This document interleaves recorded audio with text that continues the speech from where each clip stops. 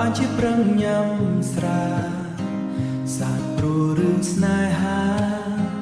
ស្រាជួយបានទេសាទកំណើម្នាក់ឯងស្វែងរកមិត្តចិនស្និទ្ធជួយដោះស្រាយវិបត្តិផ្ដើមទុំពោថ្មីថ្មីរឿងកន្លងហួសហើយឲ្យវាចំទៅចោលកុំទ្រាំឈឺព្រោះមនុស្សក្បត់សាវ៉ា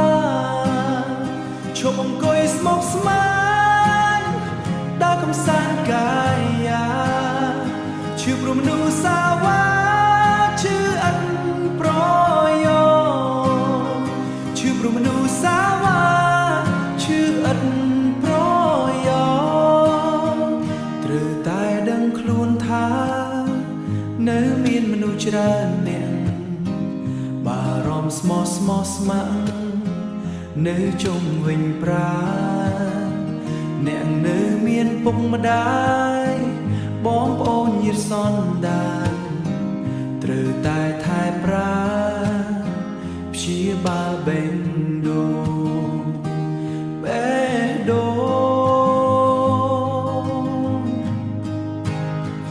មេឃអ៊ូអាប់ប៉ុណ្ណាគង់ស្រថ្លាវិញបានរឿងទាំងប៉ុន្មានគង់ភ្លេចពេលខ្លីបាត់មនុស្ស